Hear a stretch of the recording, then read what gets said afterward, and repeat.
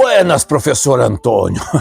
Sabe que agora nessa semana teve um baile aqui na nossa região aí.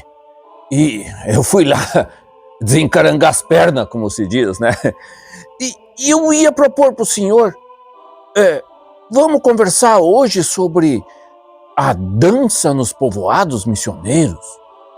Professor Antônio, vamos começar, quem sabe, falando dos motivos da inserção da dança nas missões jesuíticas. Olá, Gemiro!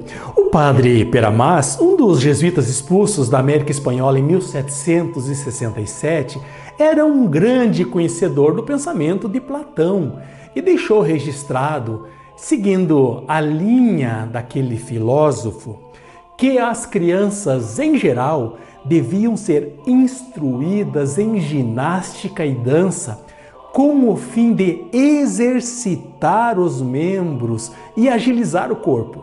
Inclusive, a ginástica e a dança seriam atividades preparatórias para a guerra, mas elas deveriam ser laboriosas e simbólicas.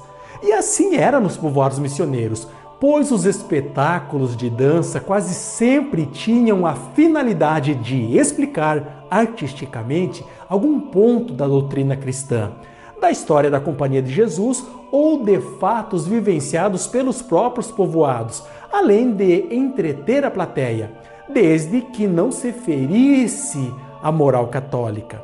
Mas é preciso dizer também que os indígenas já possuíam suas danças antes da chegada dos missionários. E isso abriu caminho para que os religiosos investissem nessa arte, até porque muitos deles foram educados em colégios de nobres, nos quais a dança cavaleiresca era comum.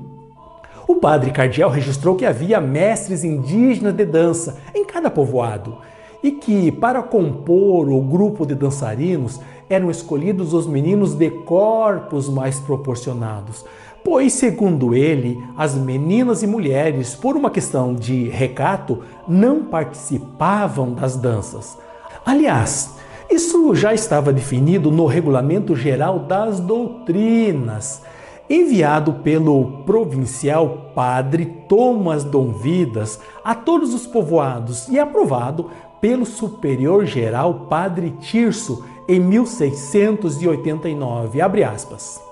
As danças em nenhuma festa excederão o número de 4, e nelas não entrarão mulheres, nem moças, nem homens vestidos de mulheres, fecha aspas. Quem as teria inserido na igreja teria sido o padre Sepe, nos festejos natalinos no final do século XVII. Sim, e quais eram, assim, os momentos em que os Guarani se apresentavam com essas danças? Argemiro, embora os ensaios fossem constantes nos povoados missioneiros, geralmente semanais, as danças eram realizadas apenas nos dias de festas mais solenes ou quando recebiam visitantes ilustres como o padre provincial, o bispo ou o governador da província. Elas podiam acontecer na igreja, mas geralmente eram realizadas na praça pública, com toda a população assistindo, e na presença do cura e de seu assistente, que costumavam se sentar à entrada do templo para apreciar os espetáculos, como relata o padre Peramas. Mas interessante. E o senhor poderia falar um pouco sobre o caráter simbólico dessas danças? Sim, Argemiro. Algumas danças, ainda segundo Peramas, representavam a luta do arcanjo Miguel, cujo escudo trazia a inscrição em latim, quis ut Deus, quem como Deus, contra o dragão rebelde e seus seguidores, que ao final eram derrotados e lançados no inferno, enquanto o vencedor triunfava. Outras retratavam os 4 reis magos vindos de cada parte do mundo, guiados pela estrela para adorar o menino Jesus. Havia também danças que exibiam os símbolos e as letras do nome de Maria, dispostas em tabuletas que eram misturadas em diversos movimentos e pouco a pouco reorganizados para que o público pudesse lê-las. Outras simulavam combates entre tropas cristãs e mouras, sempre com as cristãs vencendo pelo auxílio divino, enquanto as outras fugiam, mantendo os movimentos do corpo em harmonia com a música. É preciso lembrar aqui do espírito cruzadista que animava o catolicismo da época. Em algumas ocasiões dançavam e tocavam música simultaneamente, sem interromper o vibrante movimento dos pés. O padre Cardiel também registrou exemplos de danças praticadas nos povoados missioneiros.